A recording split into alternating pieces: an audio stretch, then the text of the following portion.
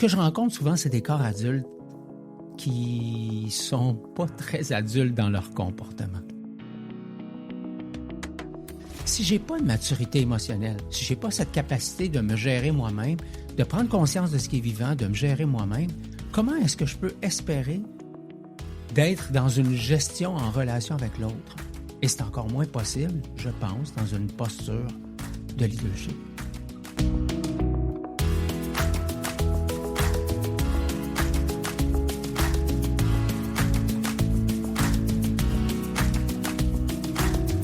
Bonjour et bienvenue à l'épisode numéro 8 de Curiosité radicale. Mon nom est Ghislain Lévesque.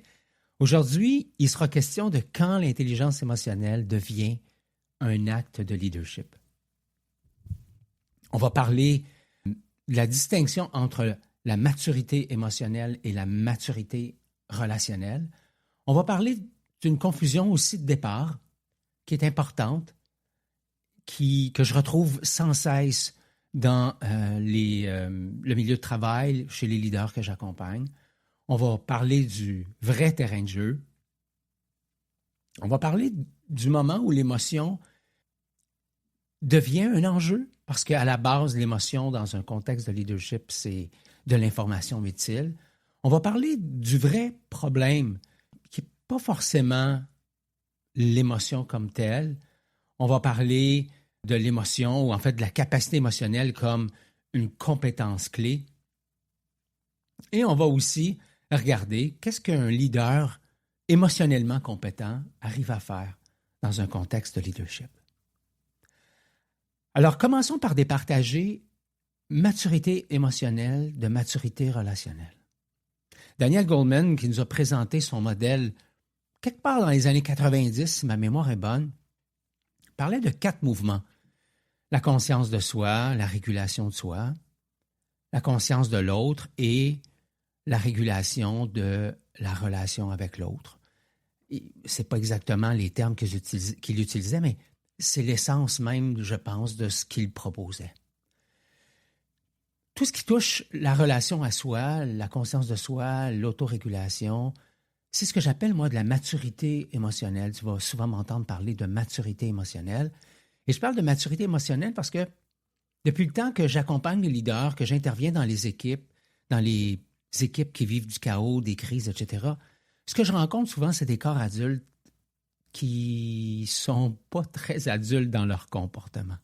Évidemment, je dis ça avec beaucoup de respect, beaucoup d'amour, beaucoup de tendresse pour l'humain.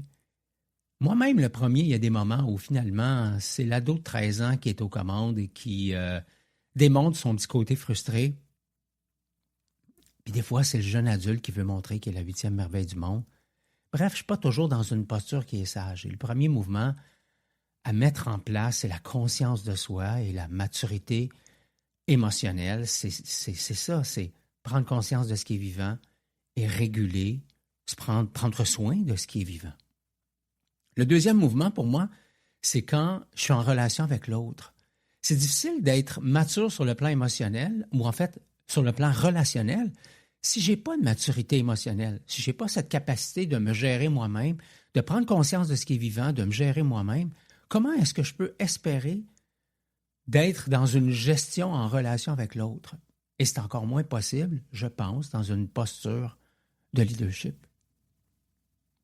Donc, développer de la maturité émotionnelle d'abord, relationnelle ensuite, pour moi, ça fait partie des exigences pour devenir un bon leader. C'est pas, écoute, si jamais tu développais ça dans le temps, ça serait une bonne chose. Chez tous les leaders que j'ai accompagnés, et moi-même, dans tous les moments où mon équipe a souffert, moi comme leader, j'ai souffert, mon organisation a souffert, c'est des moments où émotionnellement, je n'étais pas mature. Ce qui fait que relationnellement, mais aussi rationnellement, j'allais faire un lapsus, mais en fait, les deux, je n'étais pas non plus pleinement mature. Donc, maturité émotionnelle de moi à moi, maturité relationnelle de moi en relation avec les autres. Première chose importante pour moi à distinguer. Une des confusions que je vois souvent au départ, c'est une des raisons pour lesquelles on ne parle pas souvent d'émotions, c'est que souvent on va penser que l'émotion, c'est un problème, que l'émotion, ça veut dire que on est dans une perte de contrôle, que l'émotion, c'est de l'immaturité. Dans beaucoup d'environnements, on va valoriser le calme, la tête froide, la rationalité, mais tout ça, le calme, la tête froide, la rationalité, c'est pas de la maturité émotionnelle. C'est pas parce que tu as l'air en contrôle que tu es dans un espace de maturité. Tu es peut-être en train d'éviter, tu es peut-être en train d'invalider, tu es peut-être en train d'essayer de geler ce qui est vraiment là. Parce que beaucoup de leaders pensent être émotionnellement intelligents alors qu'ils sont surtout émotionnellement coupés de leur ressenti. Donc, la maturité émotionnelle, c'est l'art de ressentir. La maturité émotionnelle, c'est l'art de savoir que des émotions sont vivantes chez moi. J'ai eu un mentor qui disait, Ghislain, il y a deux types de monde. Il y a ceux qui ressentent leurs émotions, puis ceux qui ne sont pas au courant qui ressentent des émotions. C'était la façon à John de dire, tout le monde ressent. En fait, tout le monde vit des émotions, mais ce n'est pas tout le monde qui les ressent. Donc, c'est quoi une émotion? Une émotion, c'est une énergie qui est en mouvement. En anglais, on dit emotion, l'énergie en mouvement. Et c'est exactement ce qu'on appelle une émotion. Une émotion, ce n'est pas une pensée, c'est pas une histoire, c'est pas un trait de personnalité. Une émotion, c'est quelque chose qui va d'abord apparaître dans le corps et qui indique que quelque chose est vivant. Une émotion, pour moi, et j'ai un billet, je viens de la communication non violente, je viens du leadership conscient, donc on va parler de l'émotion comme une lumière qui s'allume sur le tableau de bord et qui me laisse croire que mon système, mon écosystème, mon corps, mon organisme, mon système nerveux a des besoins. Un peu comme quand la lumière, et la métaphore est un peu boiteuse, mais quand la lumière dans le tableau de bord de ma voiture, quand la lumière d'essence s'allume, ça veut dire que ma voiture a, entre guillemets, un besoin d'essence. Donc, la maturité émotionnelle nécessite un premier mouvement qui consiste à prendre conscience qu'il y a quelque chose qui s'anime en moi. Il y a une tension qui s'installe, il y a quelque chose qui s'installe. Et dans les exemples concrets, ça peut être de la chaleur, ça peut être du picotement, ça peut être un resserrement dans mon cas. Ça va se passer au niveau de la gorge, au niveau du plexus, au niveau du ventre, les mains moites, la mâchoire qui va se tendre, un peu de tension dans le haut des épaules, un peu d'agitation mentale. Ce sont des signes pour moi que physiologiquement, il y a quelque chose qui se passe qui m'indique qu'il y a une émotion qui est en train de se vivre. Dans la grande majorité des moments, dans le passé surtout, c'est de moins en moins vrai, quand ça arrivait, je me coupais de mon corps pour être capable de continuer à fonctionner. Aujourd'hui, en leadership conscient, on va dire, hey, l'émotion, c'est de l'information. Et si je ne traite pas cette information-là, je vais m'épuiser parce que j'ai une partie de mon énergie qui, au lieu d'être utilisée, traitée, honorée, je vais plutôt tenter de la fuir, de l'éviter. Donc, l'émotion, c'est une information qui est extrêmement importante. Le vrai problème que je rencontre, c'est l'analphabétisme émotionnel. La majorité des leaders, moi, le premier, il y a quelques dizaines d'années, j'étais émotionnellement illettré. Et ça fait un peu percutant comme affirmation, mais un des exercices que j'utilise régulièrement pour démontrer cet analphabétisme, c'est que je demande aux leaders que j'accompagne, que je rencontre, de nommer les émotions qu'ils ont vécues dans les 2-3 dernières semaines. Et de façon générale, il y a entre 4 à 8 mots sur cette liste-là. Ce qu'on sait, c'est que dans la partie émotionnelle du dictionnaire, il y a autour de 400 mots, ce qui fait que entre 4 à 8 mots, puis mettons 350-400 mots, clairement, on est émotionnellement illettré. Pourquoi? Parce qu'on n'a pas appris à mettre des mots MOTS sur nos mots MAUX depuis qu'on est tout petit. Donc, la majorité des gens ne savent pas nommer ce qu'ils vivent, ne savent pas non plus localiser dans le corps et ne savent pas quand ça commence. Ils sentent juste que ça déborde, que ça presse, que ça compresse. Ils se sentent débordés, ils se sentent anxieux, ils sentent que quelque chose prend toute la place. Le problème, c'est pas ce que je ressens trop, c'est que je sais pas ce que je ressens pendant que ça se passe. Alors, ressentir, c'est une chose et nommer, c'est une autre chose. Mon père, qui est décédé il y a maintenant presque 3 ans, avait 2 états, bien et frustré. Et papa, quand je l'observais, avait réellement 2 états, bien et frustré. Et il passait de un à l'autre avec une telle facilité. Et quand je lui demandais comment il va, il me disait « je vais bien ». Puis quand il était frustré puis que je lui demandais comment il allait, je ne vais pas répéter ces mots parce qu'il y avait beaucoup de seins.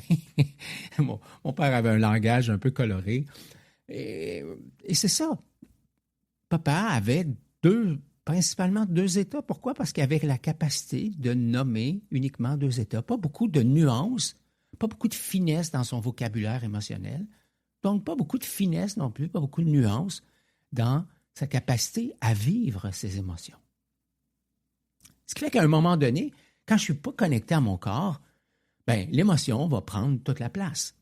Et quand l'émotion va prendre toute la place, si je n'en ai pas conscience, c'est là que je vais me retrouver dans mes réflexes réactifs dont on a parlé abondamment dans les épisodes précédents, mais que je vais juste renommer rapidement. Je vais glisser en bas de la ligne, cette ligne qui départage le mode automatique du mode conscient, c'est-à-dire celui où je suis en présence, celui où je suis en curiosité, celui où je suis capable, au-dessus de la ligne, d'accéder à toutes les ressources, les miennes et celles de tout mon écosystème. Alors, je vais, quand je glisse sous la ligne, me conformer, me protéger ou tenter de contrôler la game, comme on dit en mauvais québécois. Alors, dans ces moments-là, je n'ai pas de capacité à prendre un moment de recul, à respirer, à ralentir et à prendre des décisions qui sont matures sur le plan émotionnel et sur le plan rationnel. Et c'est là que le leadership, en guillemets, se perd, parce que si je suis sur le pilote automatique, ça veut dire que je n'ai rien mené. Ça veut dire que finalement, c'est mes histoires du passé, mon bagage du passé, mes expériences du passé qui déterminent comment je vais réagir à la situation présente. Et si je suis en réaction, ça veut donc dire que je ne suis pas en maîtrise. Et quand je parle de maîtrise, je ne parle pas d'être parfait. Je parle juste d'être dans un espace où j'ai la capacité d'utiliser l'ensemble de mes ressources, et ce, d'une façon, entre guillemets, juste, ou, comme j'aime bien le dire, sage. Ce n'est pas l'émotion qui me fait perdre le leadership. C'est le moment où elle dépasse ma capacité à rester présent. Quand je suis plus présent à ce que je vis, je ne suis plus aux commandes, entre guillemets, de ce que je vis. Ce qui nous amène à parler que la capacité émotionnelle, c'est réellement une compétence clé en leadership. Il existe donc une zone où je peux ressentir sans me dissocier, sans être submergé, sans tenter de geler quoi que ce soit. Et cette zone-là, qui est accessible à partir d'un espace conscient, à partir du moment où je choisis de connecter à mon corps, de respirer, de ressentir, de connecter, d'identifier où ça se passe dans mon corps, de mettre des mots, MOTS, sur mes mots ou mes tensions ou mes mots MAUX. Ça me permet justement d'éviter que ça déborde, que je tombe en mode réactif. Ça m'évite de me couper, de tomber froid, de garder la tête froide, etc. Et c'est un moment qui est un espace de maturité. Évidemment, cette maturité-là va être influencée par ma capacité, c'est-à-dire est-ce que je suis fatigué, est-ce que mon système nerveux est en surcharge, est-ce que je suis débordé, est-ce que ma fonction exécutive est débordée et finalement j'ai de la fatigue de prise de décision. Bref, est-ce que je suis dans un état de vitalité optimale ou pas? Évidemment, ma maturité émotionnelle va être impactée par ça. Mais à la base, ce qui est important, c'est de comprendre que pour développer de la maturité émotionnelle, je vais d'abord apprendre à respirer. Je vais devoir apprendre à identifier suis-je en bas de la ligne, en haut de la ligne. Si je suis en bas de la ligne, est-ce que j'ai envie d'y rester ou est-ce que j'ai envie de me reconnecter à ma grande intention? Et finalement, qu'est-ce que je vis là maintenant? Et où ça se passe dans mon corps? Et à un moment donné, capable de dire, voici les besoins qui m'animent et qu'est-ce que j'ai envie d'en faire. On pourra pas revenir là-dessus, peut-être dans un prochain épisode. Mais le premier mouvement est super important, connecter à ce qui est vivant, identifier où est-ce que c'est, mettre des mots là-dessus. Et c'est ce que j'appelle l'intelligence émotionnelle en version terrain. L'émotion n'est pas là pour être contrôlée, l'émotion est là pour nous traverser, pour être entendue, pour être accueillie, pour être utilisée comme de l'information non biaisée. Je dis souvent aux leaders, assure-toi de ne pas utiliser de l'information biaisée. Si tu utilises de l'information biaisée, ça veut dire que tes décisions, ça veut dire que ta posture risque d'être aussi biaisée, risque d'être erronée. Donc, reste connecté à ta sagesse intérieure, parce que dans le fond, ta sagesse intérieure, c'est ton monde émotionnel. Donc, le monde émotionnel, c'est de l'information stratégique. C'est de l'information que j'ai besoin d'utiliser. Et quand j'arrive à faire ça, ça me dit qu'il y a un message, il y a peut-être une limite, il y a peut-être un ajustement, il y a quelque chose qui est non fonctionnel pour moi et que si je continue sur cette voie-là, je vais être en perte de vitalité parce que je vais être en fuite d'énergie. C'est pas grave si je nomme pas parfaitement, c'est pas grave si les mots que je mets MOTS sur mes mots et ma UX sont pas exactement les bons. C'est comme ça que je vais devenir compétent en matière de nommer mes émotions. Et à la base, l'émotion, le but, c'est pas de dire « mais pourquoi est-ce que je ressens ça ?» À la base, c'est de dire « ah tiens, il y a quelque chose qui est là, il y a de l'information à utiliser et ça serait super intéressant de l'utiliser comme leader. » Et si j'arrive à faire ça chez moi, je pourrais dans le futur faire ça en relation avec les autres. En résumé, le but de l'épisode, c'est de redevenir présent à soi. Pas parfaitement, mais simplement connecté à ce qui est là, vivant, pour vrai, dans ma bédaine. Je te rappelle que l'émotion, ce n'est pas un problème. Que vivre une émotion, ce n'est pas une perte de capacité, ce n'est pas le signe d'un échec. Et que développer de la compétence émotionnelle, c'est justement développer du leadership, de la maturité, de la sagesse, et tout ça avec une grande posture de leadership qui est extrêmement compétente. Le leadership conscient commence pas quand je vais bien. Il commence justement quand quelque chose s'éveille en moi, quand quelque chose monte, puis que je reste avec, pour en faire quelque chose de beau, de bon et de doux. Merci d'avoir été là dans cet épisode-ci. Dans le prochain épisode, on va parler de curiosité et de frontières.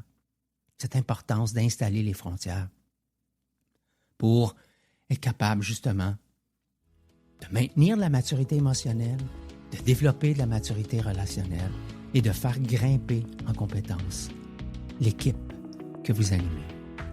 Au plaisir de te retrouver dans le prochain épisode, mais ce qui est le plus important, c'est de te remercier d'avoir été là aujourd'hui. À très bientôt.